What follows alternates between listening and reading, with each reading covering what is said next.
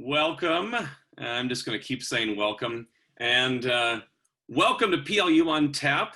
We're going to let everyone file in here. It's going to take a little while because there are hundreds of you, literally hundreds of people calling in from around the US. And we are just thrilled to have our first ever virtual PLU on Tap. My name is Dan Lee, Vice President for University Relations. I'm going to wait a few minutes while folks come in here. And hopefully as you file in, you're grabbing a snack, you're pouring a cold beverage or 9. Hopefully, I'm sorry, 8 of them are cold, 1 is not. So let's ensure that red wine should always be served at cave temp, I believe, depending on the,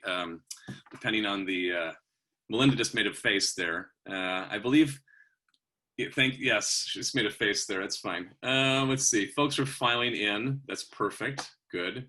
So we're gonna let folks do that for a few more minutes longer, and then we're gonna get going here. And I suspect that people will keep coming in as we get started here this evening. So let's see.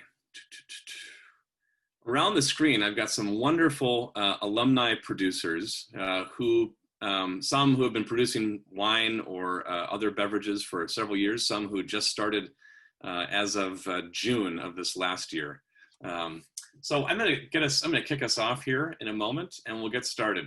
Welcome to this first ever PLU virtual PLU on tap.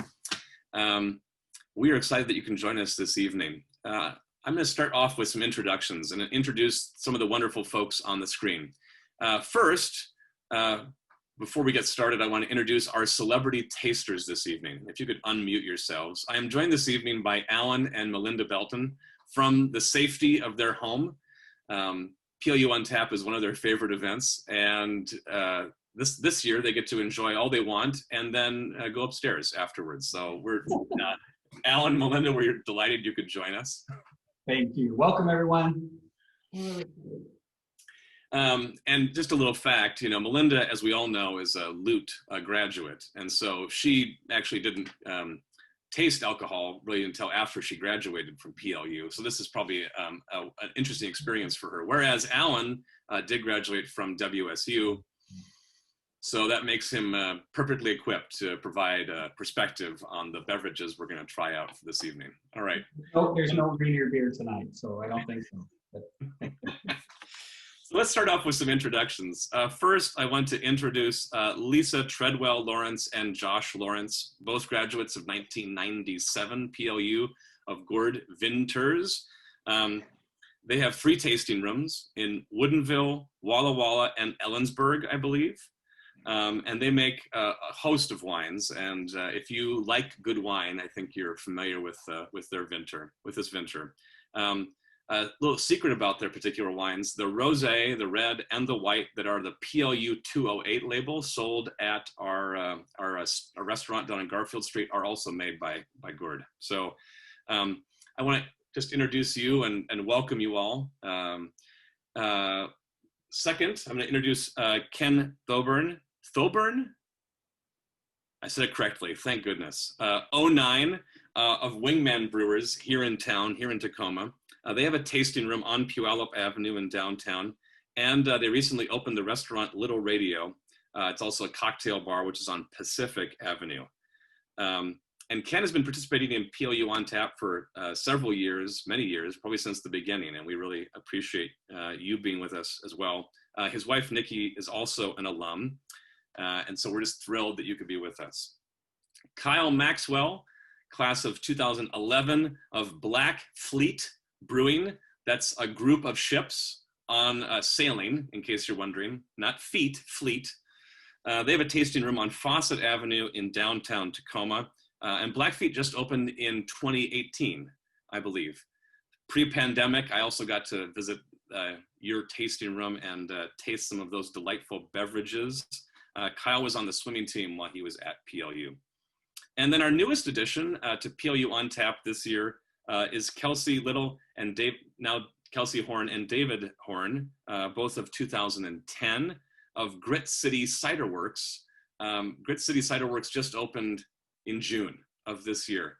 And as David said jokingly, it's a great time to open a tasting room and a cidery. But you guys are making it work. They are actually, I think everyone else is kind of in their homes or in quiet places right now. Kelsey and David are hustling. They are in their tasting room right now tonight, making it work. So if you're nearby, their tasting room is in the Hilltop neighborhood of Tacoma. So if you happen to be nearby on your computer and you want to join them, just run over right now, and I'm sure they'd be happy to welcome you. Both of them have full-time jobs outside their new business, and they are joined by their 1-year-old Phoebe, who's over there running around. So she will not be tasting tonight during this tasting. So can I just ask you all, I'm going to start out with just a couple of questions before we get into the tasting. Okay, so Lisa, Josh, what were your majors at PLU? We talk a lot about vocation, at PLU. What were your majors? What did you study? How did you get into the winemaking business? I majored in communications and have worked in marketing and public relations my whole career. So that is kind of my role with the winery. That was very helpful. So I majored in both finance and operations information technology. Not exactly a path to the wine business or agriculture, but I grew up in ag and kind of knew I may make my way back here at some point. Ken, how about the same question from you? What did you major in, and how did you make it? How did you transition into the brewing business? My major was Chinese studies, and it was great. I love all of that still. But I got a kind of a wild hair while doing some language study in Hong Hall, actually, speaking with another student, and found out that he made beer, and I didn't know that I knew that it was made, but didn't know that that was something you could do at home.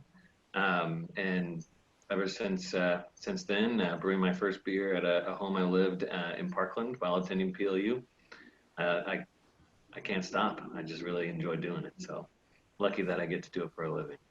And so just to be clear, that beer was never brewed in Hong Hall. That was just no, campus. That was just where we had our Chinese language table. Of course, yeah, okay, very good. Dan, if I might, as a lewd, it's not a wild hair, Ken, it's wild hope. True. One wild hope. Thank you, Alan. Kyle, what was your major? What's your story? How did you get into brewing with Blackleaf? Yeah. So I was a communications majored in journalism, and because I like arguing with people, I minored in religious studies. After PLU, I ended up getting a job up in Seattle at 99.9 KISW, working at the rock station on the morning show there. And while I was working for that show, I was able to get my own podcast up and running. And one of my huge passions at the time, and it's obviously still a big passion of mine, is craft beer, and specifically German beer as well, being a first generation German American. And for my podcast, what I would do is I would go and meet up with local brewers in the area, check out what they had going on, and talk to them about their process and how they got started brewing. And with radio, the nature of the beast being what it is, it's a really competitive job, and radio and myself ended up parting ways, and I had this opportunity to create my own business with my partner in life. So one thing led to another, and here we are. I'm brewing beer, and my partner and I are running our own small business here in Tacoma. Thanks for that. And David, Kelsey, same question to you. Tell us, you're just getting started here, right? So. Yeah. Yeah. The road has been long, but it's still short. But I majored in geostudies. And I was a communication major, and I also had a global studies major and a Spanish minor. I was very busy at PLU. I was not so much. And how did Grit City Ciderworks come to be? What's the story? Yeah. So we moved away from the area for a number of years to the Midwest, and we came back, and at the time there was no cider place that you could go and drink good cider. We had one tasting room, but from a producer that's out of town. And so I wanted to do something different that Tacoma didn't really have. So we wanted to produce the product here and sell it in Tacoma and make it a product that I liked. I like more in the sour beers. So I wanted something nice, tart and dry, and not really sweet. So that's what I thought Tacoma needed that. So just kind of played around in the garage. I've been doing homebrew beer for a decade, but I wasn't nearly a good enough brewer. So I started dabbling in the cider and got this going up in Hilltop. Yeah. And no one saw the pandemic coming, so. You know, I think that's true for everyone on the screen. I can guarantee that, you know, I'm sure. I want to talk about where the supplies, the actual things that you put into your beverages come from. Okay. So, and I think we all have different sources. Folks on, you know, this call, I'm sure the folks on the screen, when it comes to beer making, I think, 90% of the hops grown in the United States come from the state of Washington. So it seems like a natural place for that. Josh, Lisa, do you grow all your own grapes? Where do you get the grapes that you use, and how much of that is the business versus the actual winemaking itself? So we really, Lawrence Enterprises is a much larger portion of our life than just the winery. So we grow apples and cherries, and we also have some row crops. And then on the wine grape side, we only use about 10 to 15% for our own label. And then we sell to the likes of St. Michel and 60 or 70 small to medium-sized wineries across the state. But that was kind of our goal, was to start something estate, because that was really important to me growing up in agriculture. I wanted to be able to control it from the ground up. And that's ended up working really well. The only thing that is a little bit rough that comes out of that is that every time I grow something, I want to make something else out of it, wine out of it. And Lisa says to maybe kind of slow down, but not really my style. So, David, Kelsey, where are you getting the apples that you're using, or other ingredients for your cider?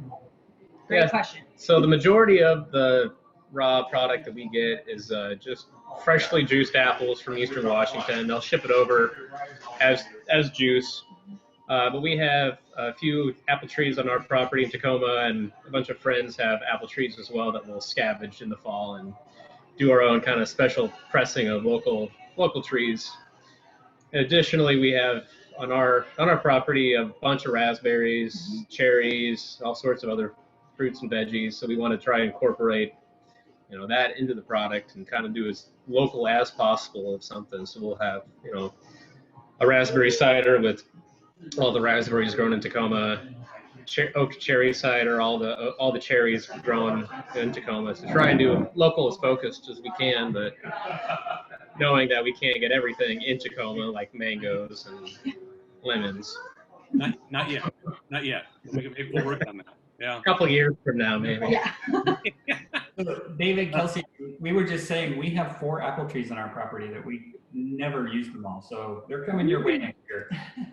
Yes, we could do a PLU cider, like a special reserve PLU cider. That would be so fun. That would be really fun. You're on. Kyle, Ken, how about either of you? Where are you sourcing most of the grains and things, the hops you use? Well, I usually just wait for Ken to leave Wingman, and then I sneak in and steal all their stuff. But no.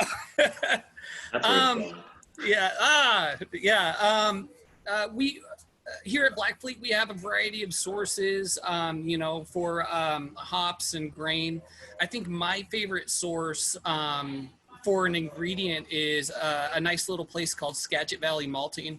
It's located up near Burlington, and I think they have a really cool story. Basically, from what I understand is there were local farmers up there in Skagit County who were growing barley as a rotational crop just to get nitrogen back into the soil. and then they would either just till that barley back into the earth or sell it as animal feed, and get little to nothing for it just because it wasn't worth that much. And then Skagit Valley Malting came around and they were like, hey, you know what? We'll give you guys triple of what you're getting now for this product. And we'll take this awesome local barley and make something that's small batch, super special, and hyper local that can benefit the beer industry. And I think that's an awesome story because it really shows you a great example of beer making the world a better place, which is something I can definitely get behind. Nice. Yeah, we source some ingredients also from Skagit Valley Malting, Great Western Malting, and the majority probably of our malt, whether it's barley, wheat, or oats, all comes from Washington State, a little bit from Idaho. And then for our hops, the majority of them also come from the Yakima Valley, but we get a little bit from the Czech Republic as well. Why the Czech Republic, out of curiosity? What are they growing uniquely over there? There's a town called Pilsen in the Czech Republic that's been really famous for longer than I know off the top of my head, hundreds of years, for growing Pilsner and Pilsner malt, as well as their Saaz hops. And the hops have such a unique flavor and aroma coming from the Czech Republic that's not something that we can reproduce in Washington or Oregon. We have what's great for wine in Washington, but also for hops is the soil is just incredible, and the terroir that comes through has made all of, I think, Eastern Washington famous for agriculture and the quality of products that are grown in our state. That's fabulous.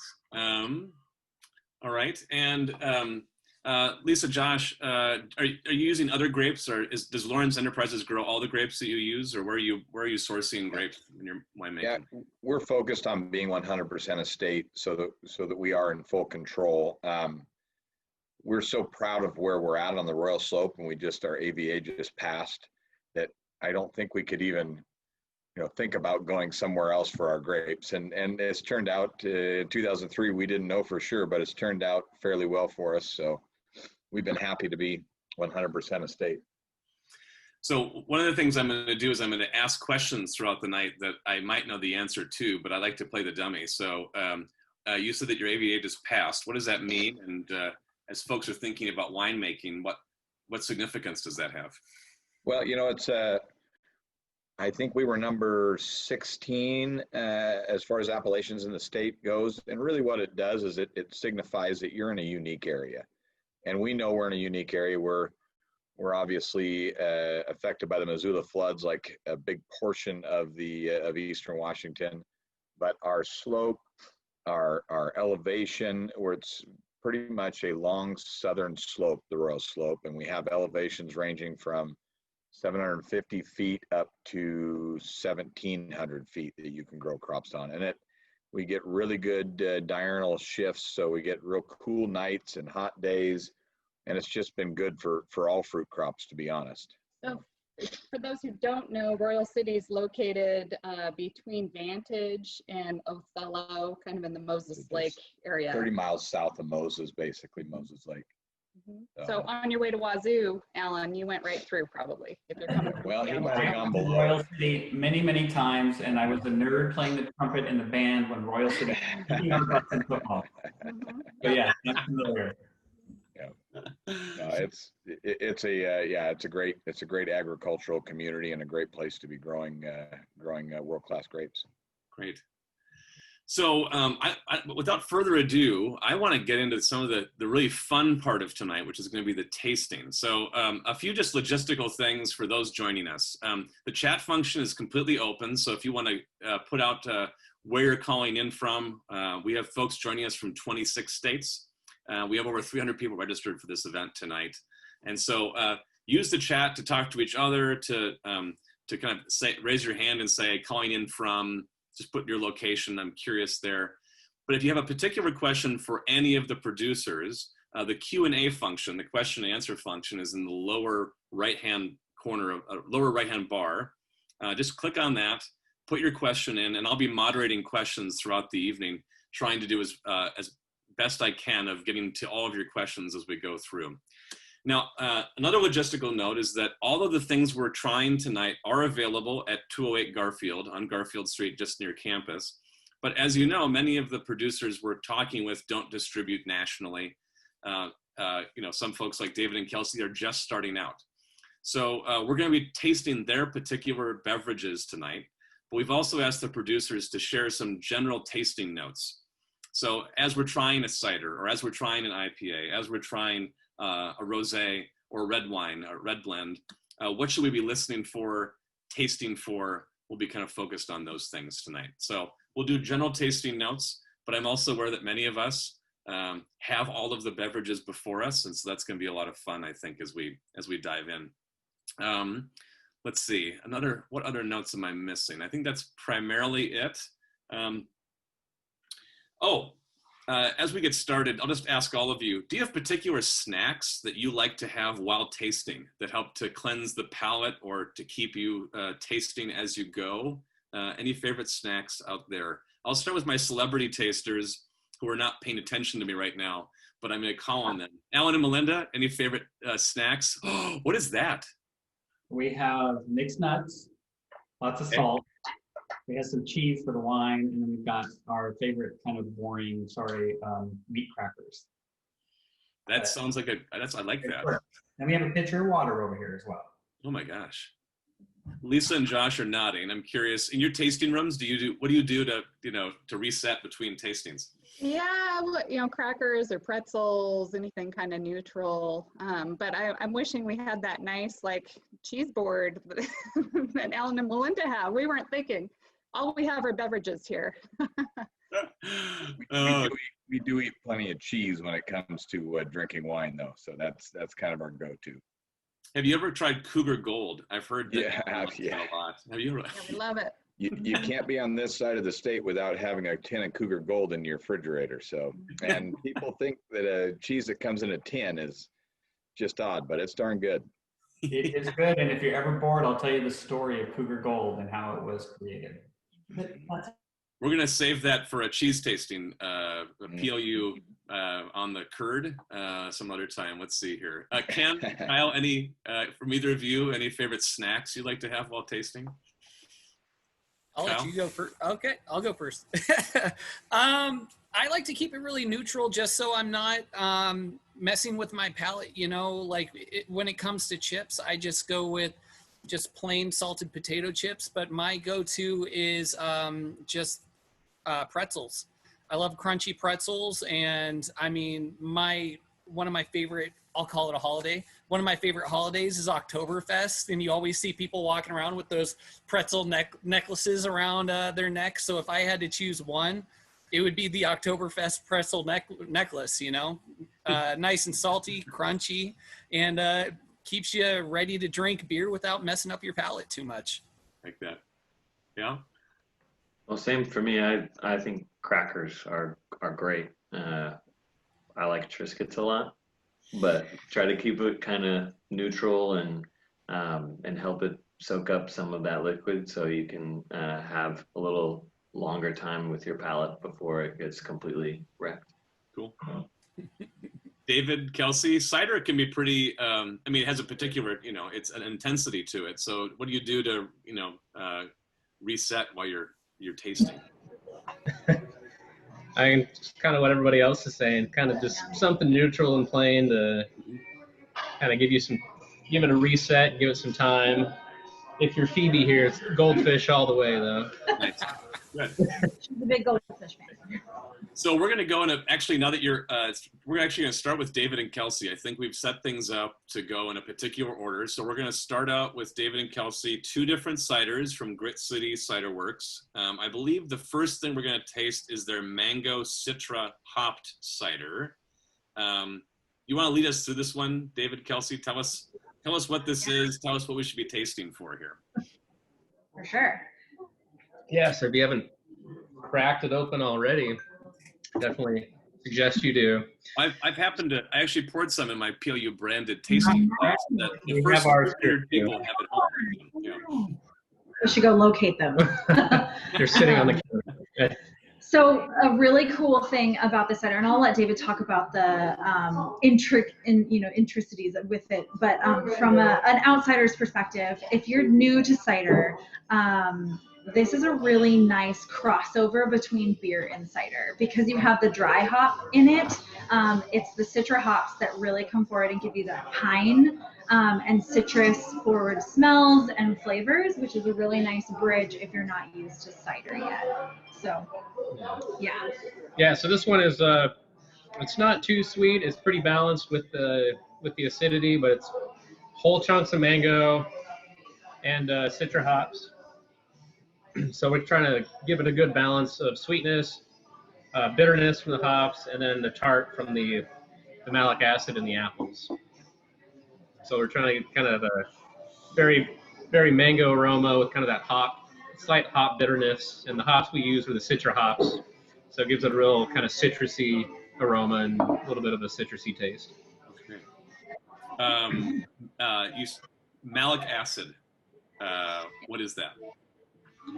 That's the acid, the primary acid found in apples. So if you kind of think generic green apple taste, yeah, that's malic acid. Got it. Okay. So like citric acid is the acid you would find in lemons. Yeah. And for those that don't taste cider all that often, what should folks who have a different cider at home tonight? What should they be tasting or looking for when they're trying their cider tonight? Ooh, well, a lot of the stuff we make, again, is kind of more on the dry side. The mango citra is probably one of the sweeter ones we have, but it's not overly sweet just because we have that acid back to help smooth it out. So if you're not here in Washington State and you have a cider in your fridge, or you're going through the aisle at the grocery store or the liquor store and you're seeing ciders, craft ciders are going to tend to be a little bit more dry, whereas those, I don't want to say mass produced, but larger productions like Angry Orchard, things that, ciders that people are really familiar with, those tend to be on the sweeter side. So we tend to lean towards the dry, sour, tart, whereas some of the bigger organizations or makers are a little sweeter. So. Is cider like other things where residual sugar leads to the sweetness? So you ferment it longer and there's less sweetness, or is it how you mix it together?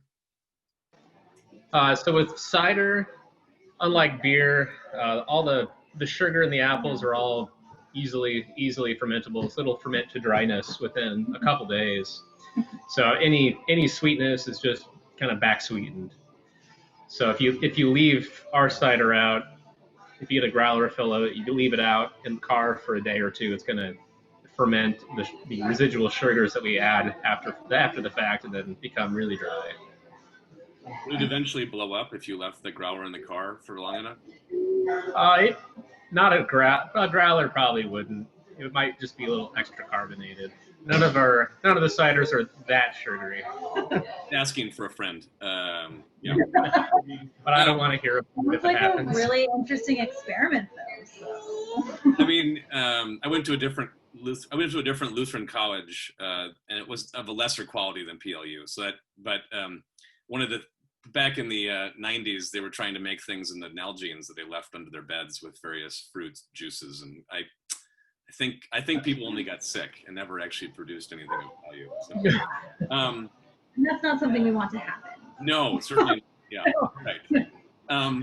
So that's the first one. That's this is the mango citra hop that we're trying now, right?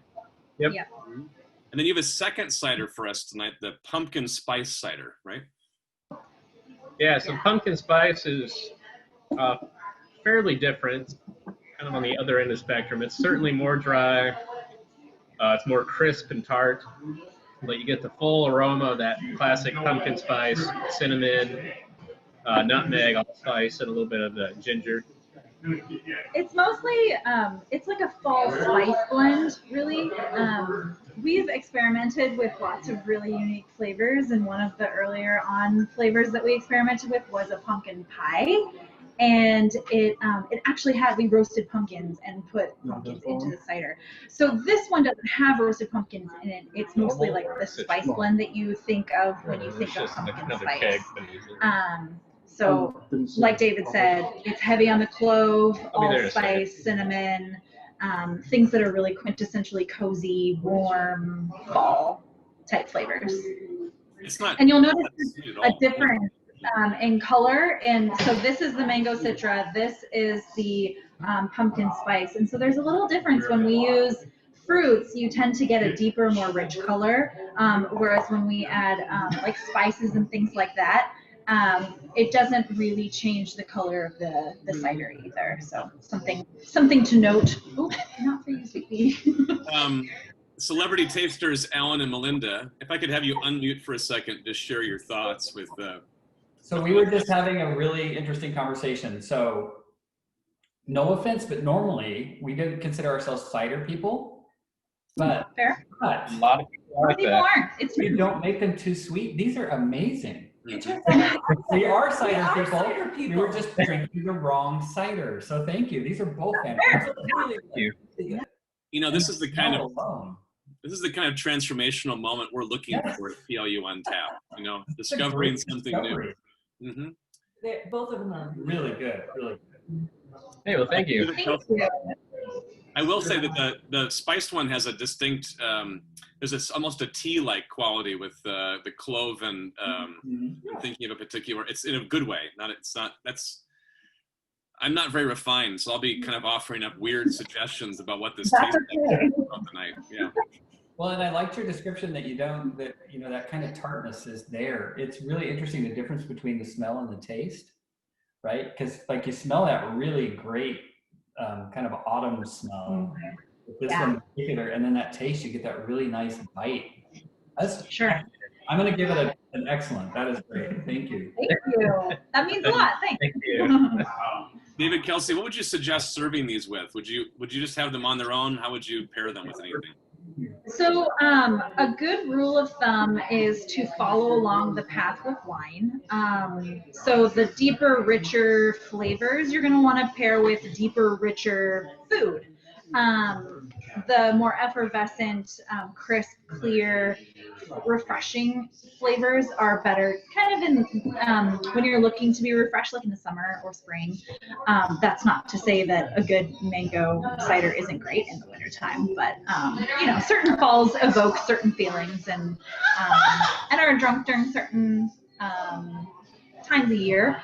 But I would also say in terms of food, I know Thanksgiving is coming up, and this is a very shameless plug, but the New York Times did this wonderful article a couple of years ago about how cider, it should be at your table for Thanksgiving dinner because it goes so well with everything that you would think about with Thanksgiving dinner. And it's a really great complement to those rich flavors for Thanksgiving. Love it. I'm going to say the mango with fish tacos. Yes. And I'm having this with pork chops. Oh, there you go. We also have a really good, it's like a strawberry lime, and people have said it tastes very similar to a margarita. So we personally like pairing it with tacos. Again, mango citra would be really good with tacos too. So yeah, there's, things kind of go well together and they kind of speak for themselves. So.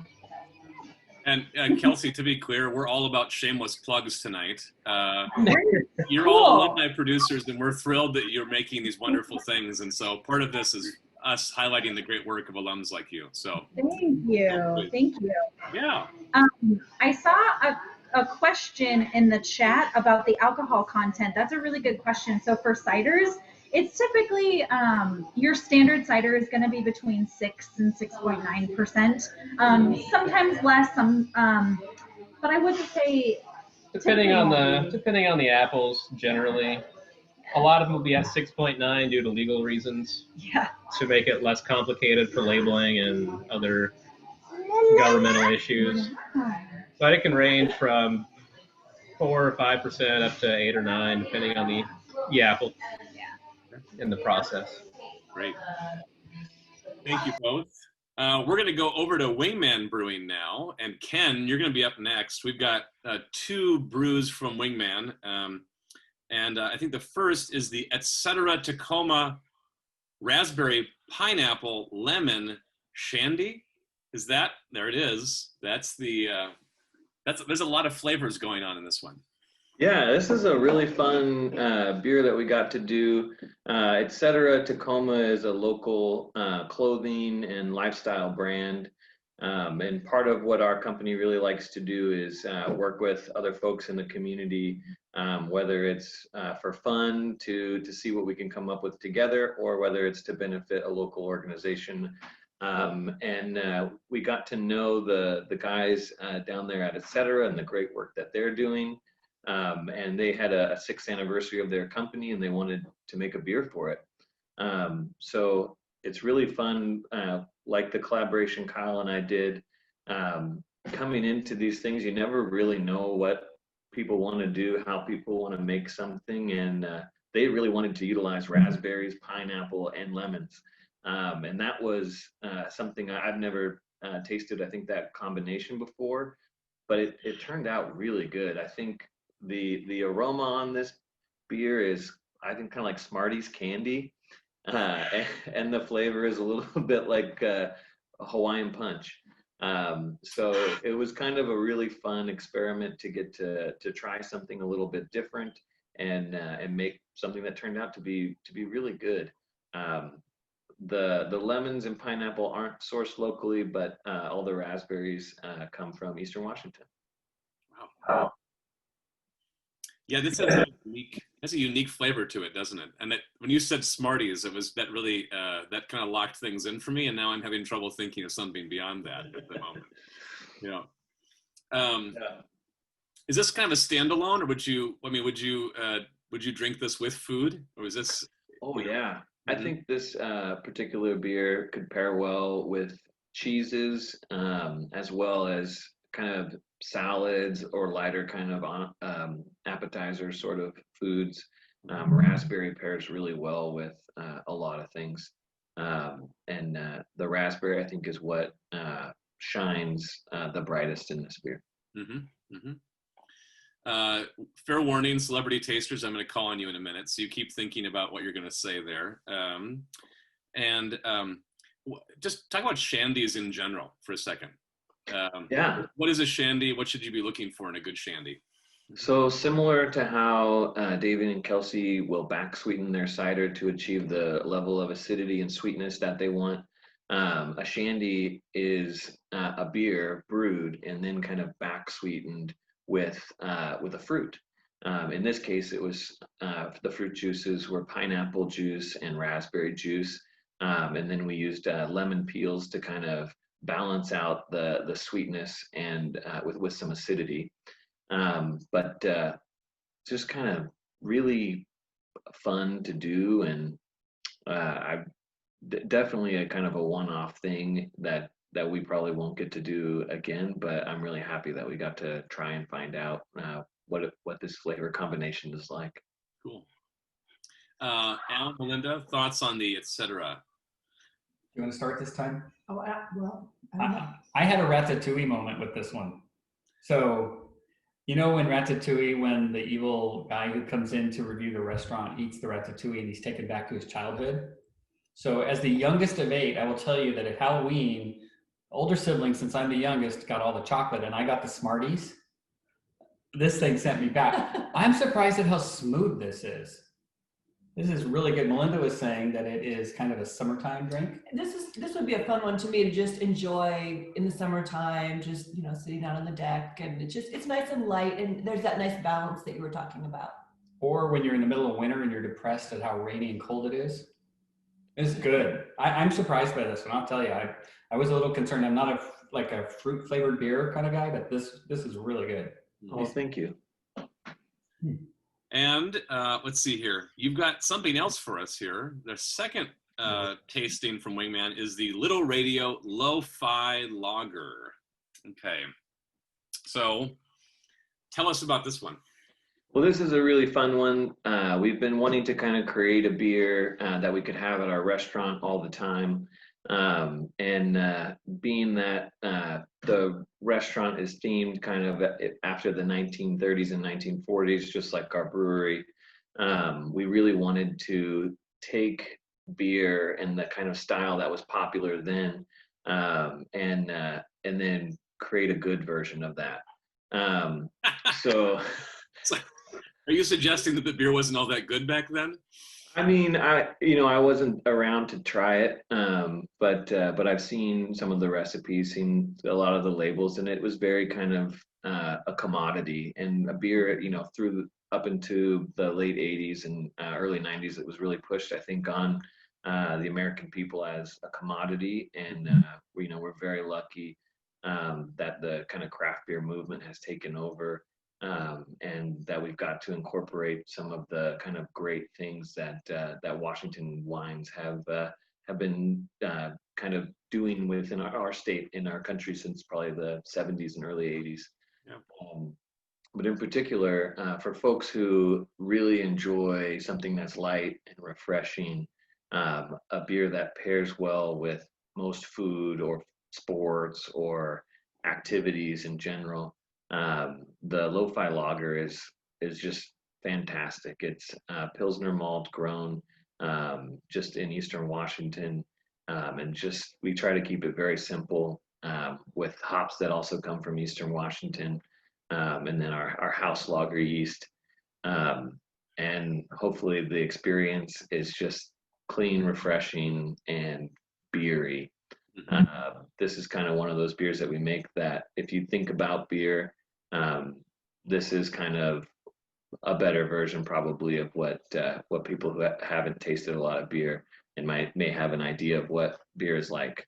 We're trying to make kind of a better version, the platonic ideal of old school beer. What's the ABV on this one? I believe it's 4.5. Okay. So also something that's not going to make your face go numb after having a pint, right? That's yeah. Yeah. We really appreciate, I think, a lot of brewers in the industry in Washington State, especially the consumer loves high alcohol beers, but for those of us who drink beer for a living, we need something that we can have a few of and still have our wits about us. So it's always important to have a lager. I'm sure Kyle could agree as well. Yeah, that's kind of it's sort of a brewer's beer, but one that we're really proud of and happy with how it turned out. That's great. A couple of quick questions for you came in from our audience. How long will a growler keep once it's opened? Assuming I guess you put the cap back on after you've poured out of it. Yeah, I would say growler is very much like a 2-liter bottle of soda. So if you open it, whatever space is at the top, the carbonation is going to want to fill that space. So if it's half empty, it's going to be flat the next day. If it's 3/4 full, you probably have a little more time. I always recommend drinking growlers as fresh as possible, but lots of people have them for a couple days and seem to enjoy it fine. And then a quick other question came in. Someone wants to join you at the tasting room. Did they miss? I know Wingman's known for your porters and your stouts, especially. Did they miss the coconut porter this summer? And will Porter Palooza be back? The coconut porter we have not made yet this year. Things kind of got slowed down for us with everything that's happening in the world. So normally that does come out in September, but it's kind of been pushed back a little bit. We're working on we have several big events, and there's definitely discussions of a moral dilemma, kind of we don't really want long lines of people out in front of our business. So we're trying to figure out how to incorporate events that normally see, hundreds of people, to kind of shrink them down or spread them out over longer periods of time. But the Porterpalooza event, there will still be something. Same for those who love our Denizens of the Dark November event. There will still be something and those beers available as well. It just may look a little different this year. Great. Thanks, Ken. Kyle, we're going to run over to you here with Black Fleet Brewing. Again, a group of small ships or large ships, but a group going together in an armada of sorts. Black Fleet's been open for a couple years. Again, I think when you first launched, there were a lot of porters or stouts, darker beers generally, but you've got a couple different ones for us here today. Oh, yeah. And I think we're starting with your POG. Do you pronounce it POG or do you say POG? And actually, could we switch it around and do the fire ship first? And I'll totally get into why that's a good idea. Kyle, this is your case. Let's do it. Go ahead. All righty. And really quick, before I get into it, I want to give Ken a big shout out. That lo-fi lager is fantastic. He was kind enough to get me a can of that. And I feel like this craft beer boom and craze that we got going on is due to people becoming educated about beer. And, it's been a really unfortunate thing that mass-produced lagers have been forced on the American people for so long. So now a lot of the time, people who aren't necessarily exposed to a lot of craft beers will look at lagers and be like, oh, well, that's Budweiser or whatever. It has no flavor.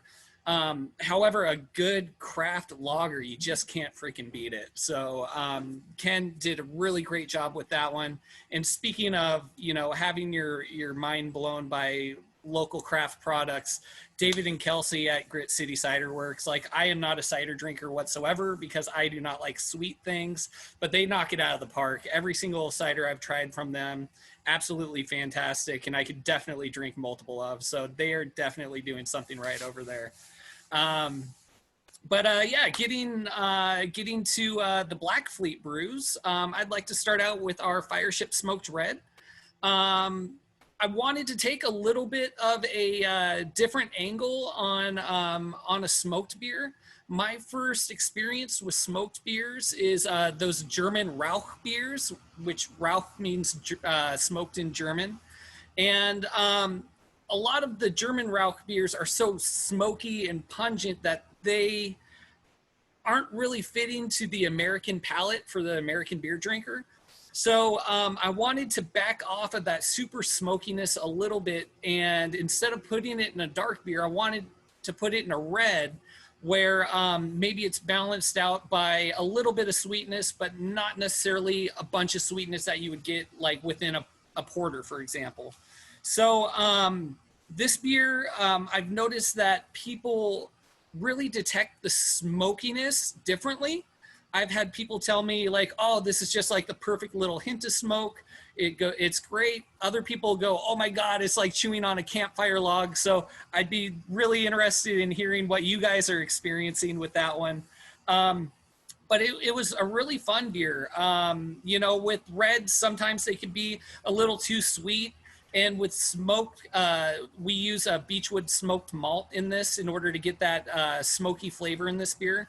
And you can really go overboard really easy with smoked malt because it's such a powerful ingredient. So, if you have a beer that's too sweet and too smoky, then you have a pint of barbecue sauce, which nobody wants. So I'm really happy with how this turned out in this particular recipe. And like I said, I just love smoked malt as an ingredient. And I think this one pairs really well with anything off of the barbecue. Red meat goes really great with this. I've been known to sneak some of this beer home and marinate steaks in it. And it's just a really great beer. Some nice caramely notes, some light, some dark caramel notes, and then you have that smokiness that shines through at the end. Now, celebrity tasters, Alan and Melinda, what are your thoughts on this one? We're having so much fun. We're kind of blown away. We've never had smoked beer before. No, we've never had smoke. So, but first I'm going to pull one of those like presidential debate things and go back just a second because Mr. President, we didn't get asked. I'm just going to keep talking.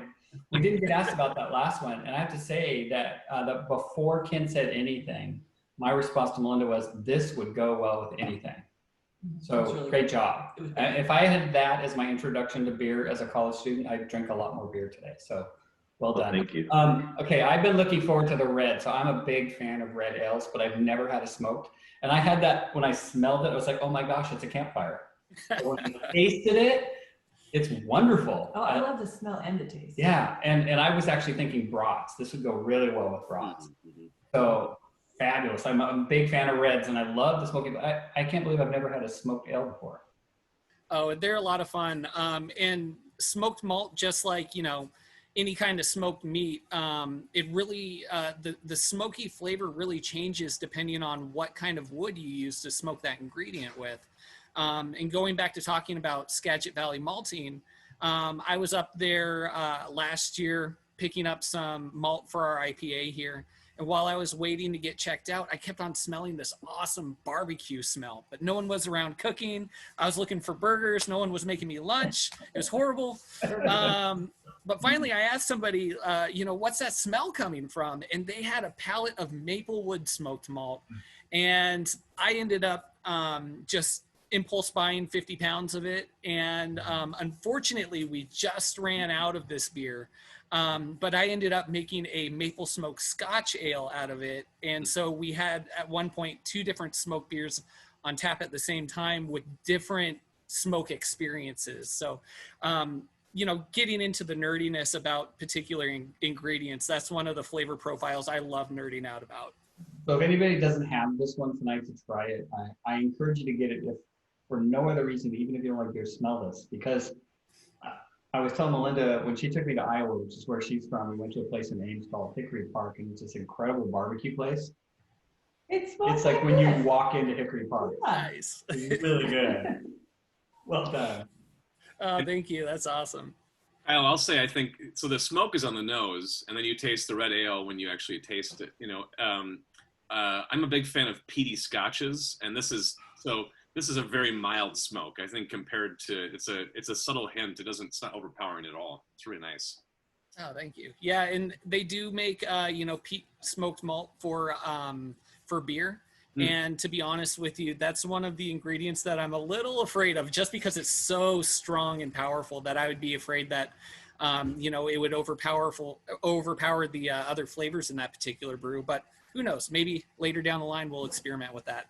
Well, I think peat smoke is a polarizing thing. You know, it's and my spouse to this day won't kiss me after I've had a glass. You know?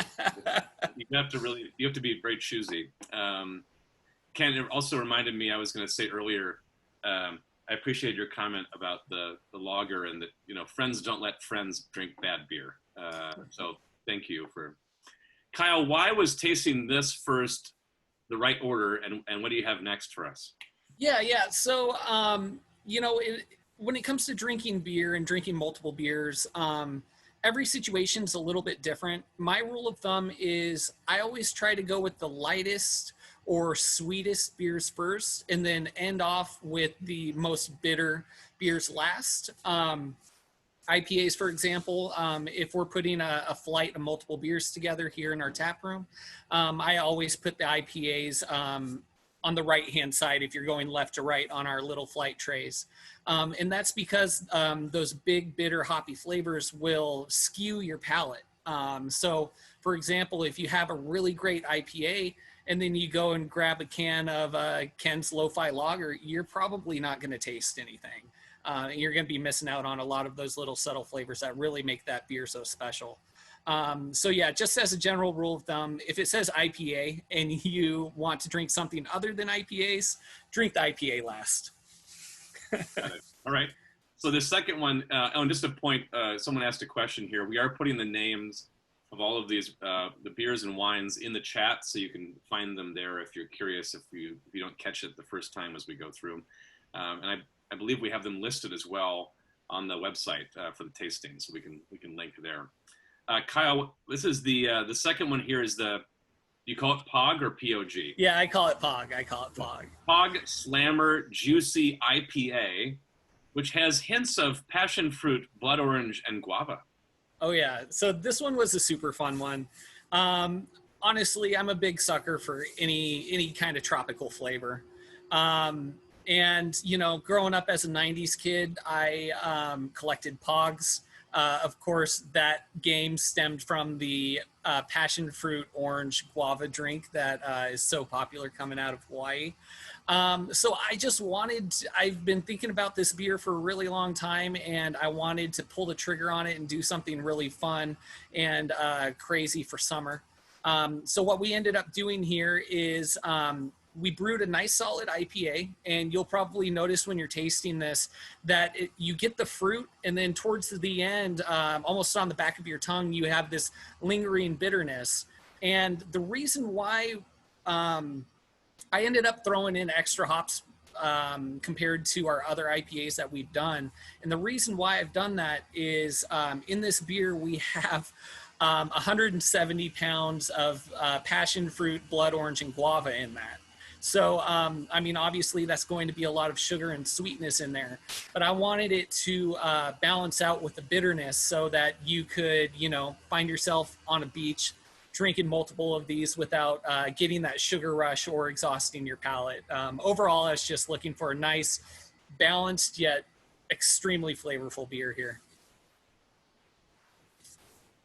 I'm curious what our tasters think. This is pretty, it's shocking. I'd say it's a shocking. There's a lot of fruit and flavor going on here. Yeah. I'm not very nuanced in my tasting notes. I really do apologize about that. I'm just kind of more of this is my initial impression. Alan, Melinda, what do you think? Well, Melinda said I'm 170 pounds of passion fruit. So, no, actually, what was really fun is when we smelled this, it reminded us of our first flight to Hawaii when we were dating.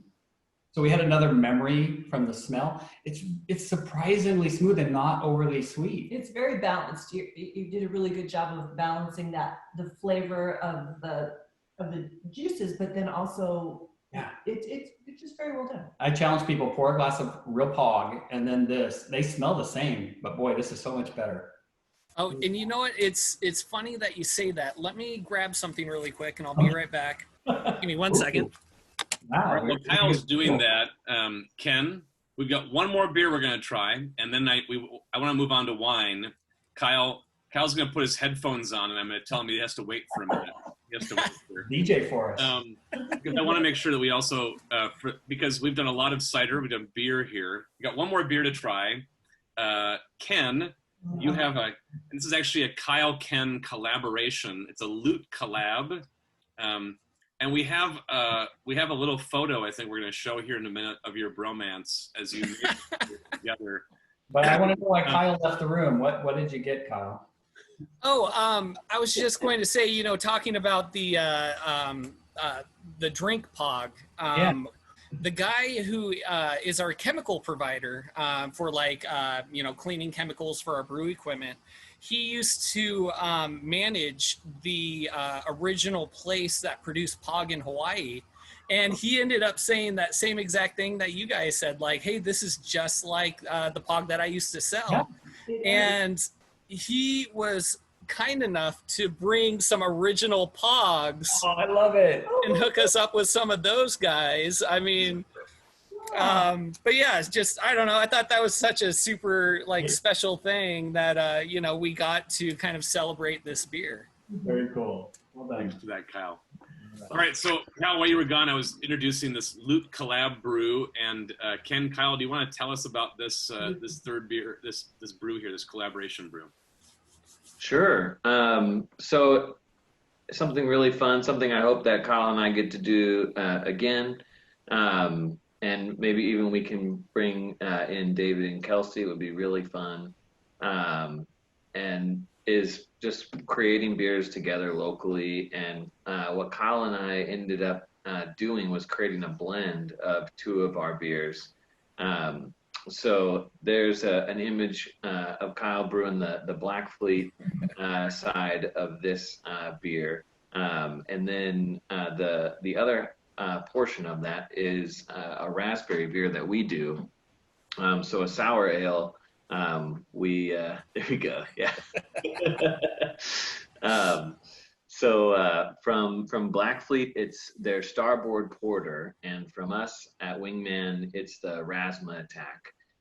So what we do is we sour our beer with lactic acid, and we grow by using milk bacteria. So the same bacteria that makes your cottage cheese or your sour cream, we'll use that bacteria to lower the pH in our beer and provide kind of a more kind of tangy flavor.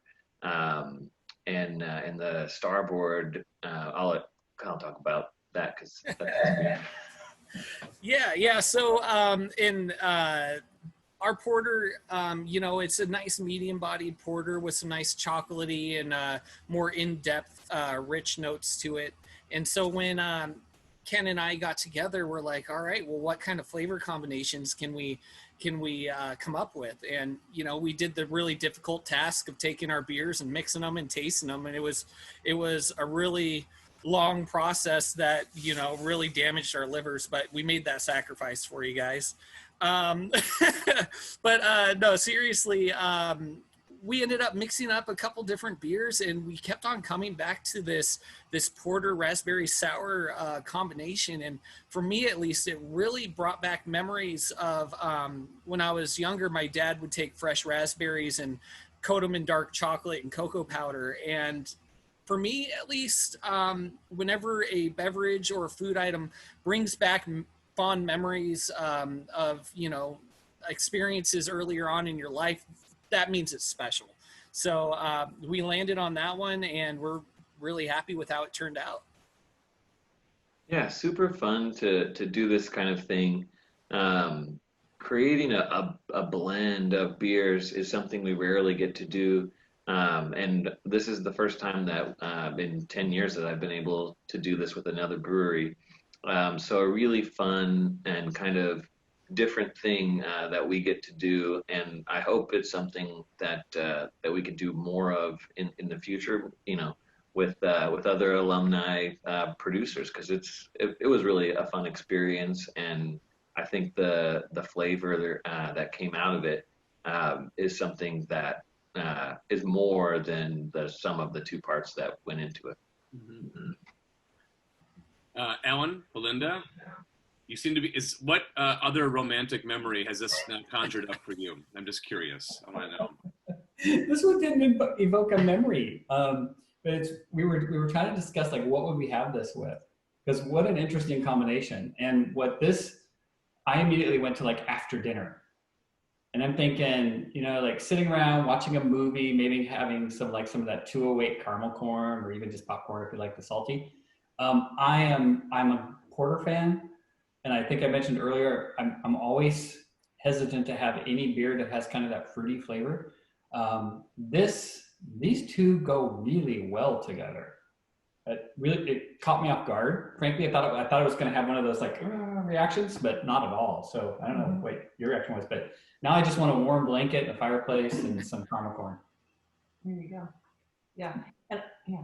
I'm not really a porter fan usually, but I really liked this. I was surprised. And then I loved hearing your memory, because I totally agree. If you have that sort of memory connection that goes with things like that, it just makes it that much more enjoyable. So Melinda will have this one. I'll have this one.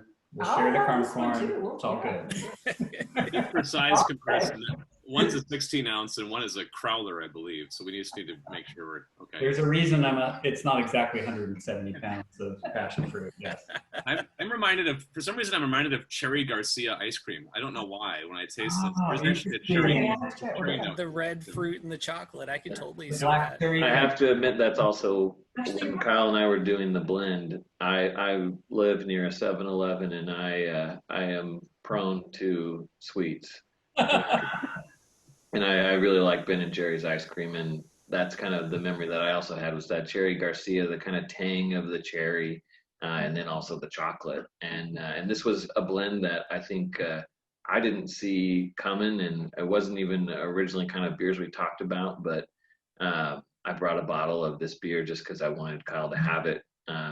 And it turned out that we ended up using that beer to make the blend. So a really kind of fun kind of happenstance that created a beer that I guess was, I would say, sort of unplanned, but a happy kind of thing now, how it turned out.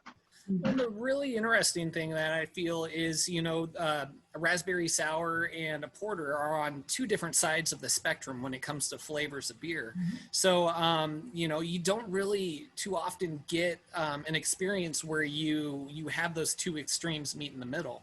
And, going off of what Ken was talking about with, collaborating and working with fellow brewers in town, it's always so fun doing that because each brewery has its unique character and kind of thought process towards creating recipes and brews and that sort of thing. When we were under construction here at Blackfleet, a lot of people were talking about how many breweries were already in Tacoma and, should we be worried about that? Blah, blah, blah. There's bigger breweries in town, that sort of thing. And honestly, each location has its own flavor, its own terroir, if you would.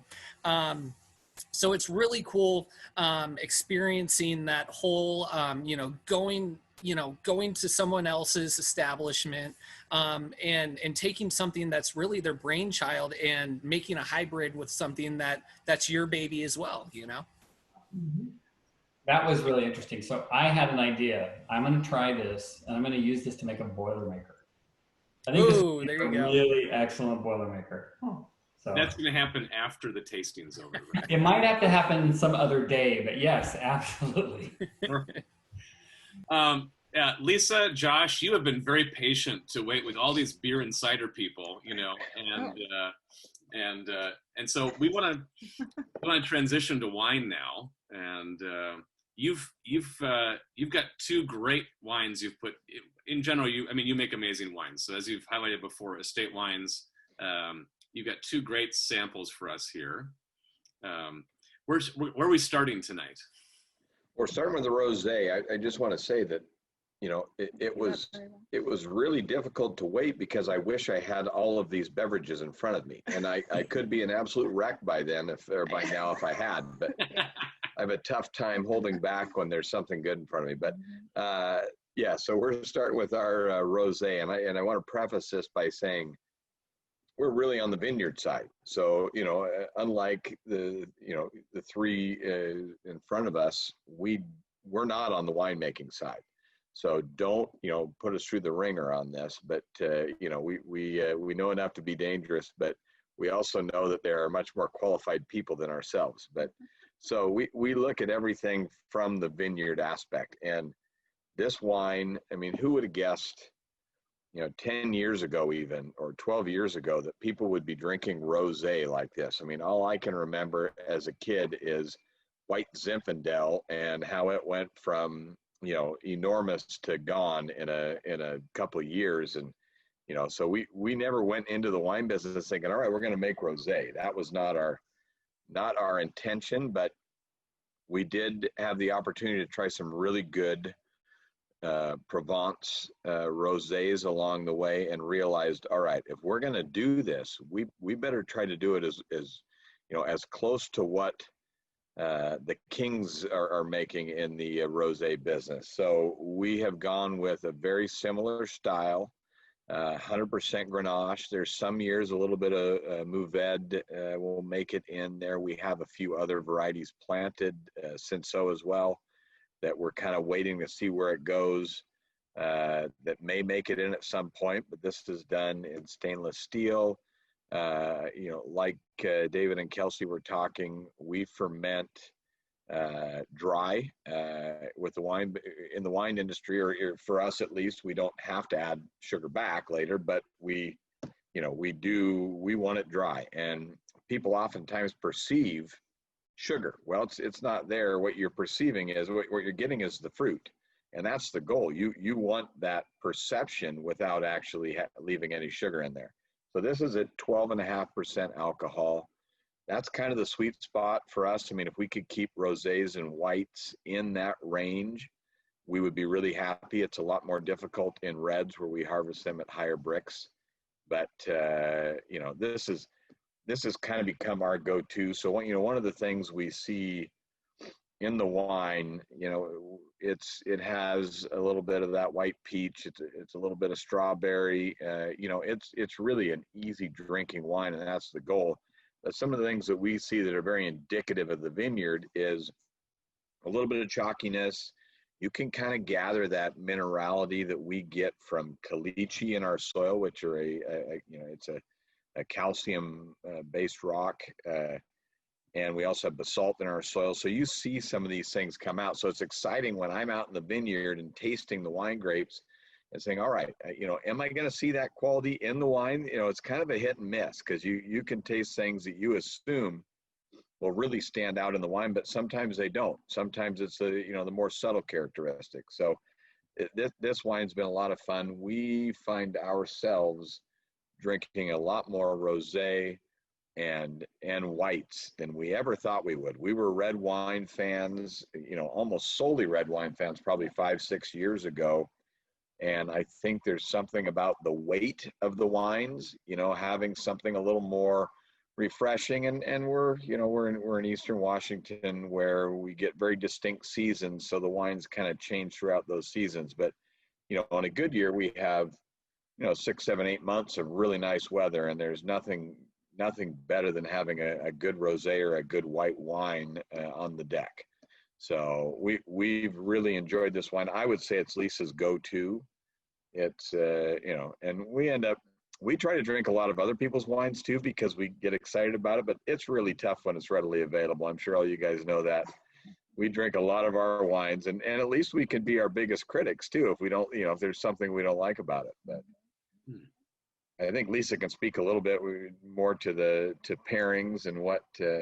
Yeah, as for food pairings, the rosé pairs really nice with charcuterie, salami, that type of thing. But it also goes really good with ethnic dishes, Mexican food, Indian food, because it's dry, but it has a really nice acidity. So it pairs really nice with, curry and that type of dish. And that's one of the benefits of where we're at. So these grapes are grown at about 1,350 to 1,400 feet elevation. So with those cooler nights, we hang on to our acidity a little bit better. And that's really what's valuable for our location, for whites and rosés specifically. You don't worry as much about the acidity in reds. Although that, reds go through malolactic, and so that becomes valuable as well.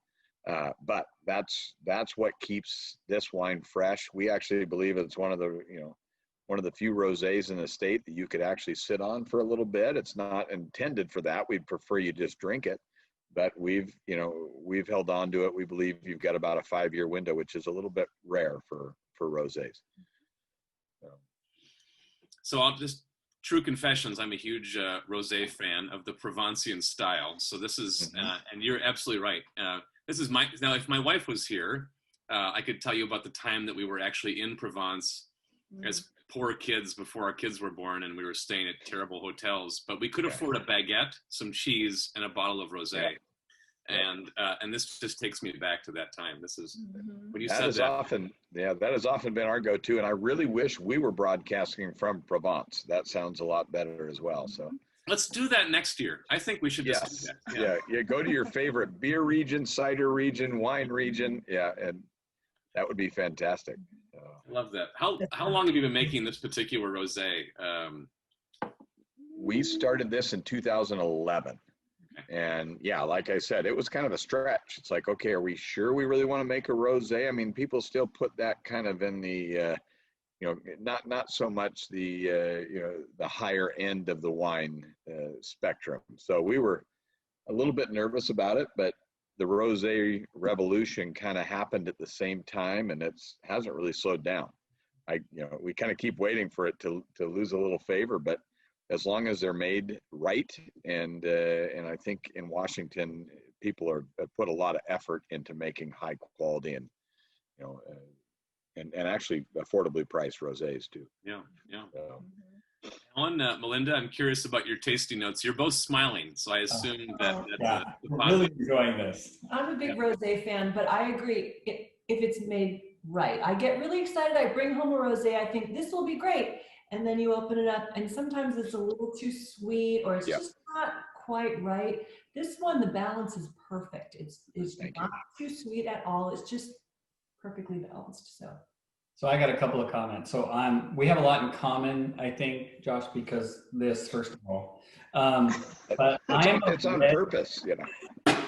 I'm a red fan, and Melinda has kind of slowly been converting me to rosés, and I have a really hard time with them for that reason.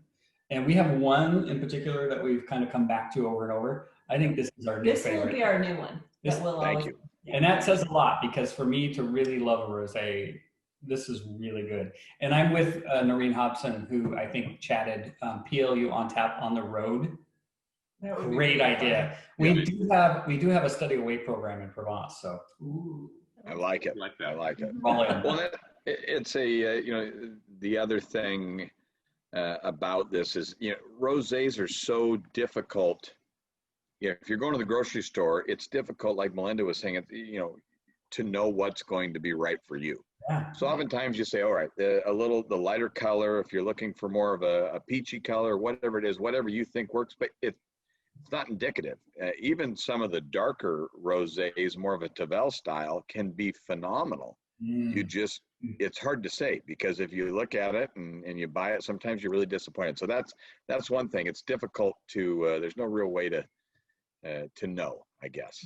But I grew up on the farm, so I'm really pleased with this one. So well done. Thank you. Is there a Josh? What affects the color of the rosé? So you use the Grenache grape, right? Mm-hmm. Yep. And so it's a maceration. So it's going to be an interesting transition to the next wine. We use Grenache from the exact same vineyard as we use in our Vaucluse. So we grow much higher tonnage, more to keep that acid in there so it doesn't ripen as much for the rosé. We try to get in there around 20, 21, 22 bricks. There has to be obviously some balance, some ripeness. But then we macerate. And when you harvest that early, your skin colors sometimes have a little less to it. It's not as concentrated. So, but when we do macerate, we try to only macerate for 15 to 24 hours. And that is the trickiest part in the winery with rosé. You know, if you're given good fruit, you know you should be able to make something great out of it, but stopping the maceration at the perfect time for the perfect color, that's difficult. So maceration is the time, the skin contact with the wine itself. So Grenache is a red grape. So a little bit of skin contact gives it a little bit of a pink hue. If you continue on through like our Vaucluse, it becomes a red wine. Yeah. And if we were to come out to the vineyard during harvest and would we see you with your pants rolled up, stepping in the wine vats and smashing grapes with your feet, or how, you know, when we're macerating, what does that look like with your you know, that typically happens out of sight, out of mind, and it's down at the winery where we're in Walla Walla. But we have talked about doing that over the years, where we need to get people stomping grapes the old way, but it's not quite there yet. So that's all right. Is everybody else imagining Lucille Ball right now, or is it just me? Yeah. You said this rosé this is fermented in stainless steel. Is that right? Mm-hmm. Yeah. We do a reserve rosé that we barrel ferment, and we do, some of that ends up in this rosé, but it's a small percentage, maybe 5%, something like that. And you said that's a good transition, because your second wine, the Vaucluse, is also it's a blend, right? Mm-hmm. Mm-hmm.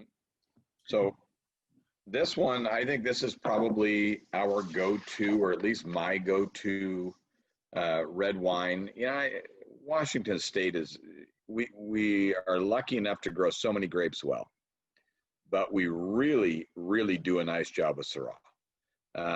You know, the only thing tough about that is the rest of the world only wants to talk about Cab.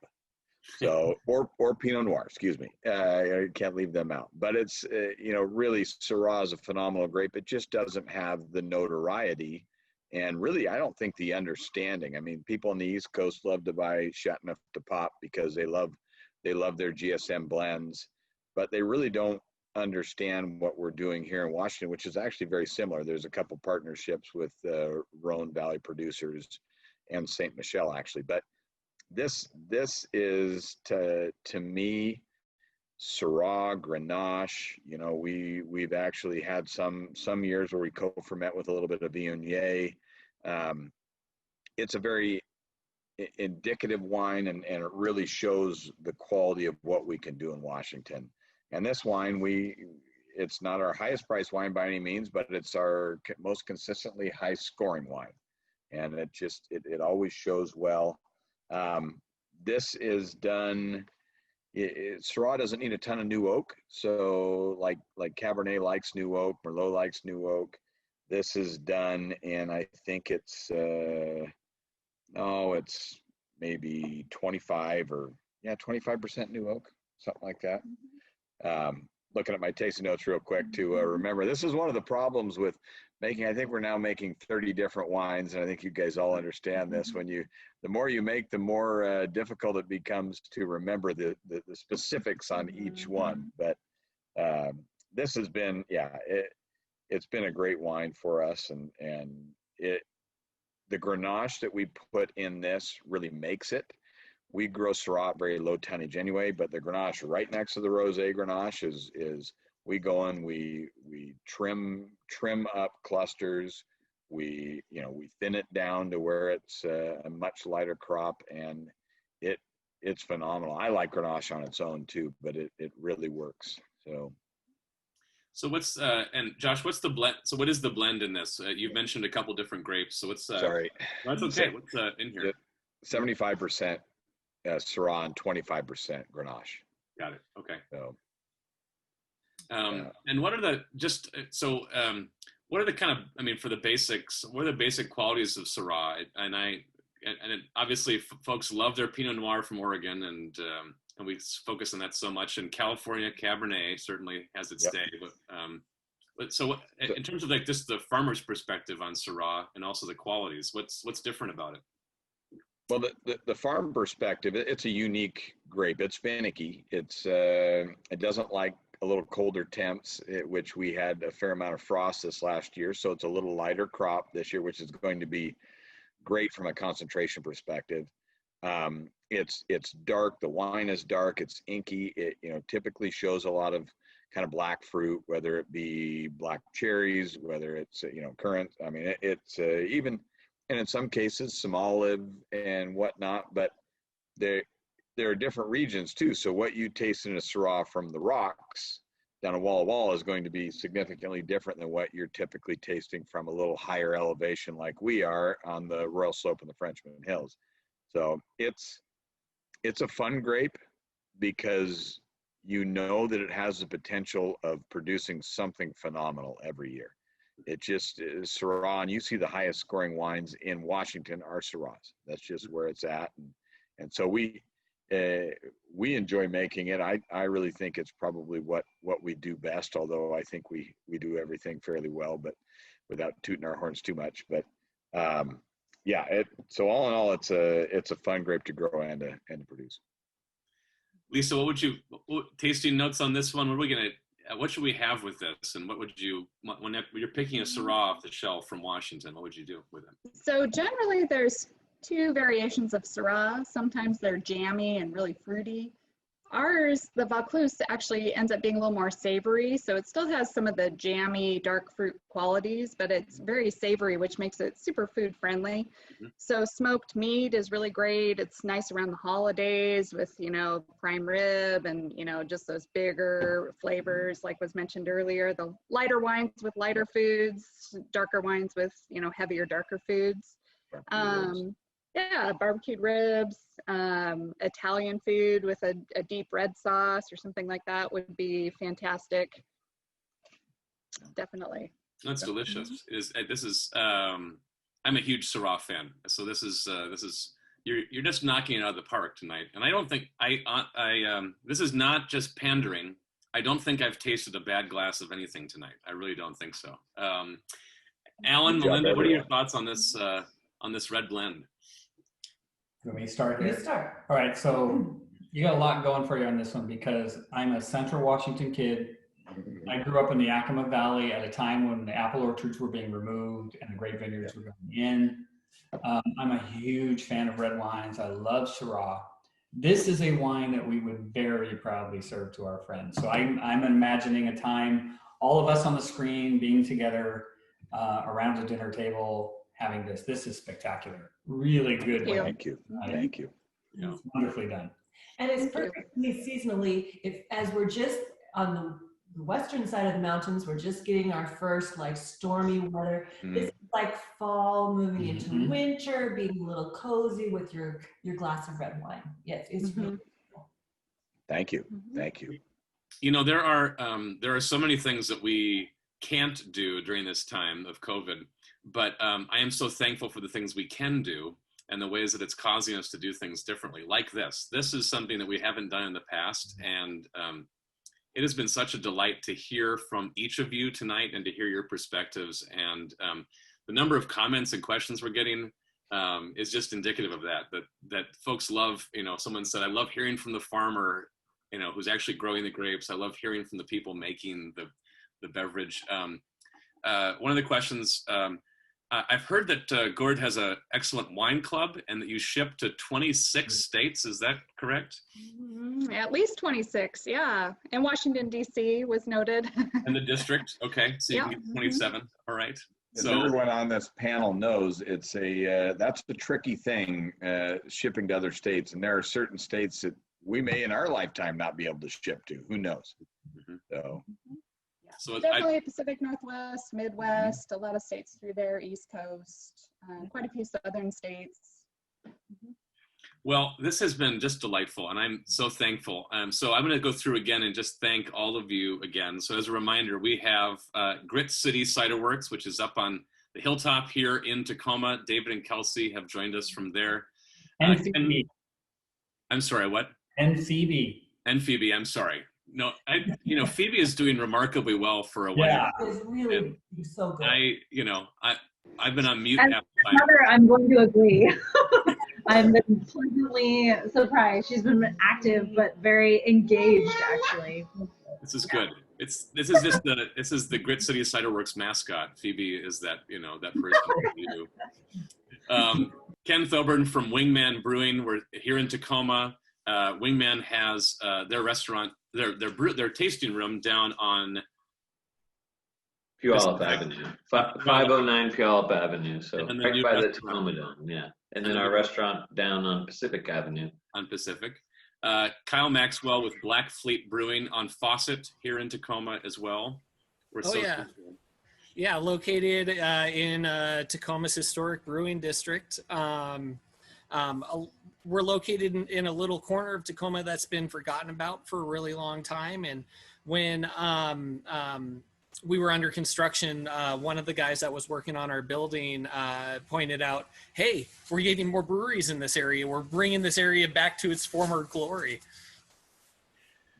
And you're doing a great job, and I appreciate, Kyle, the way that that you're, especially the brewers here we have in Tacoma. The three of you are just investing in this downtown. I've loved the transformation that's happening here. Lisa and Josh Lawrence with Gord Vinters Vineyards, and they have tasting rooms in Woodinville, Walla Walla, and Ellensburg. Thank you again for being with us tonight. Thanks for being great loots and demonstrating that vocation is a winding path, and you are meeting people and meeting needs in lots of great ways, providing a lot of joy. So, Lutz, thanks for joining us tonight. This has been really fun. And all of the links to these producers are on the Homecoming website. We'll link there. And thank you, and have a great night, everybody. Yeah, thanks, everyone. Support all these great loots. Thank you. Thank you. Cheers, everybody. Cheers, guys. Have a great night.